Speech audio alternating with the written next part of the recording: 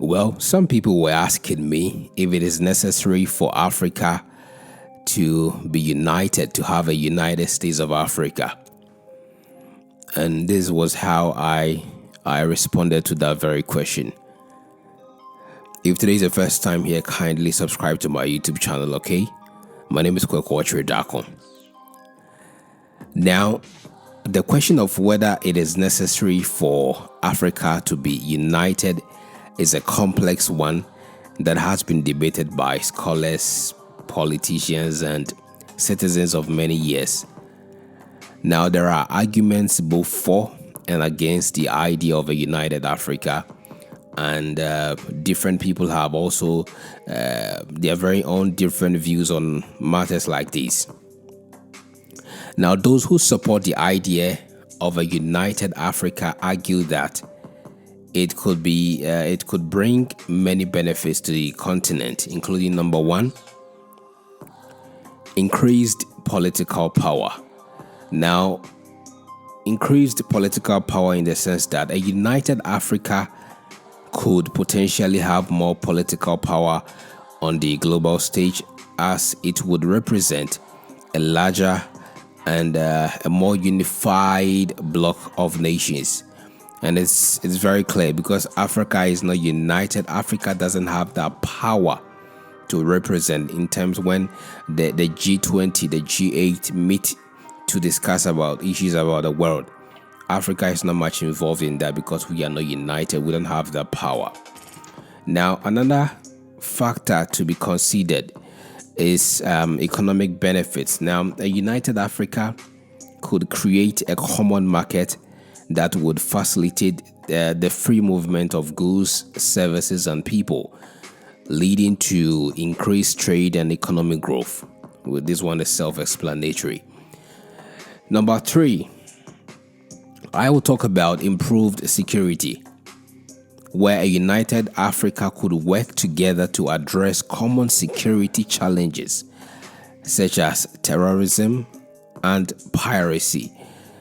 Most of the African countries are really suffering from terrorism. A typical country, or some two typical countries in Africa suffering from terrorism.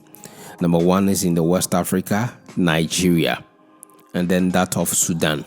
Currently, as I speak right now, there is an ongoing war in Sudan. Well, number four, cultural cohesion. Well, cultural cohesion in the sense that Africans will be able to learn from each other. Surprisingly, there are many people in Ghana that do not even know much about those in Tanzania. There are those in Tanzania that do not even know much about Togo.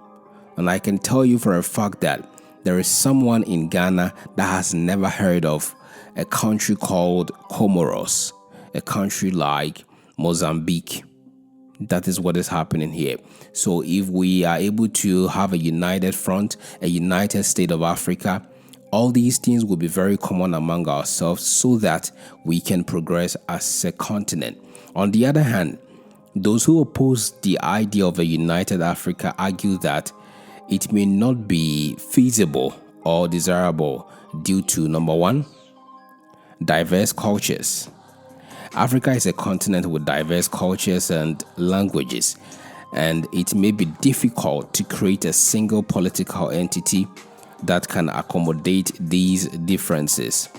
Number two is historical divisions. Africa has a long history of colonialism and post-colonial conflicts that have left deep divisions between different regions and countries.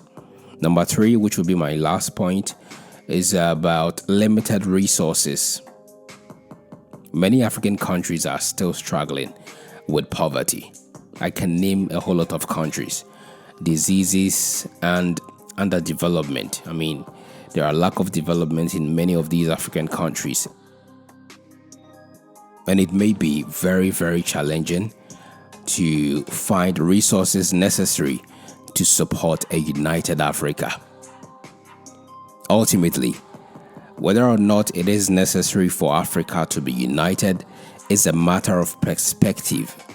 Some people believe that a united Africa could bring many benefits to the continent, and I'm one of those people who believe that.